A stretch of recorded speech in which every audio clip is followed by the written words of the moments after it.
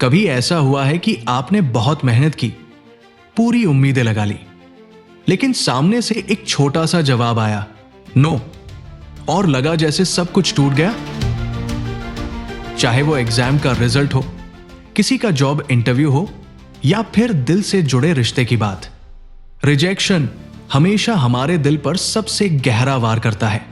उस पर लगता है कि शायद मैं ही काबिल नहीं हूं, शायद मुझ में ही कमी है, और धीरे धीरे वो नो हमारी सेल्फ कॉन्फिडेंस को खा जाता है। रिजेक्शन इतना हर्टफुल क्यों होता है? क्योंकि हर इंसान की अंदरूनी चाहत होती है एक्सेप्टेंस की। हम सब चाहते हैं कि कोई हमें नोटिस करे, अप्रिशिएट करे और यस कहे, लेकिन जब हमें नो मिलता है तो दिमाग सोचता है कि शायद मैं इंपॉर्टेंट नहीं हूं। यही सोच हमें तोड़ देती है। अब यहां एक नजरिया बदलना जरूरी है। रिजेक्शन कभी दी एंड नहीं होता। रिजेक्शन हमेशा एक रीडायरेक्शन होता है। मतलब हर नो आपको एक नई डायरेक्शन में पुश करता है। जब एक दरवाजा बंद होता है तो शायद दूसरा और बड़ा दरवाजा खुलने वाला होता है। जब एक जगह से आपको रिजेक्ट किया जाता है तो शायद यूनिवर्स कह रहा होता है, यह तुम्हारे लिए नहीं, तुम्हारे लिए कुछ और बेटर है।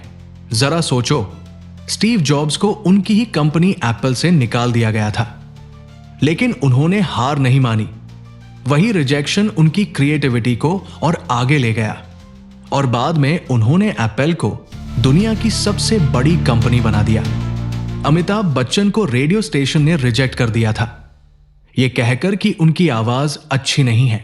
सोच सकते हो, आज वही आवाज करोड़ों लोगों की प्रेरणा है। जेके रोलिंग हैरी पॉटर की ऑथर, उन्हें 12 पब्लिशर्स ने रिजेक्ट कर दिया था, लेकिन उन्होंने हार नहीं मानी। आज हैरी पॉटर दुनिया की सबसे पढ़ी जाने वाली किताब है। अगर ये लोग उस वक्त रिजेक्शन को एंड मान लेते तो शायद दुनिया इन्हें कभी नहीं जान पाती। अब सोचो, ये सिर्फ उनकी कहानी नहीं है, ये हमारी कहानी भी हो सकती है। जब एग्जाम में मार्क्स कम आते हैं तो वो रिजेक्शन हमें यह सिखाता है कि हमें अपनी स्टडी मेथड बदलनी है। जब कोई दोस्त या क्रश हमें इग्नोर करता है तो शायद वो सिग्नल है कि हमें अपनी एनर्जी ऐसे लोगों पर लगानी चाहिए जो हमें सच में वैल्यू दे। जब जॉब में रिजेक्ट होते हैं तो शायद वो जॉब हमारे लिए बनी ही नहीं थी और हमारी असली जगह कहीं और है। रिजेक्शन एक मिरर है, वो हमें दिखाता है कि कहां सुधार करना है। प्रॉब्लम यह है कि हम रिजेक्शन को इंसल्ट समझ लेते हैं, लेकिन सच यह है, रिजेक्शन एक टीचर है। अगर आप हर नो को सीखने का चांस मानो तो रिजेक्शन अब दुश्मन नहीं रहेगा, वो आपकी ग्रोथ का सबसे बड़ा टूल बन जाएगा। तो अब सवाल, रिजेक्शन से डील कैसे करें? पॉज लो, सबसे पहले खुद को टाइम दो। हर्ट होना नॉर्मल है, कुछ देर रो लो, लिख लो या सोचो, लेकिन उसे दबाओ मत। एनालाइज करो, सोचो कि क्यों रिजेक्ट हुए, क्या स्किल की कमी थी, क्या मेथड गलत था। यह सेल्फ एनालिसिस बहुत जरूरी है। सीक फीडबैक, अगर पॉसिबल हो तो सामने वाले से पूछो कि रीजन क्या था, इससे क्लैरिटी मिलती है। इंप्रूव करो, जो कमी दिखे उस पर काम करो। यही रिजेक्शन को स्ट्रेंथ में बदलने का सबसे प्रैक्टिकल तरीका है। मूव फॉरवर्ड, सबसे इंपॉर्टेंट वही अटके मत रहो। हर नो को पीछे छोड़ो और अगले चांस की तैयारी करो।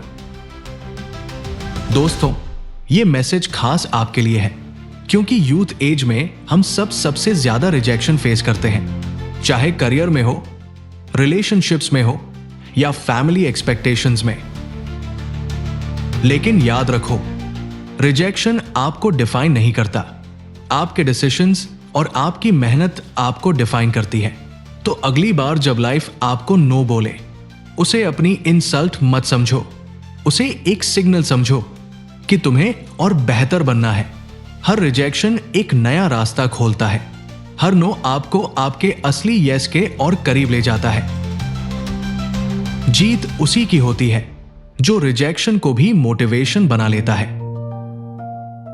अगर यह मैसेज आपके दिल को छू गया तो इस वीडियो को लाइक करो, शेयर करो और कमेंट में लिखो कि आपने रिजेक्शन से क्या सीखा है। शायद आपका एक एक्सपीरियंस किसी और की लाइफ बदल दे।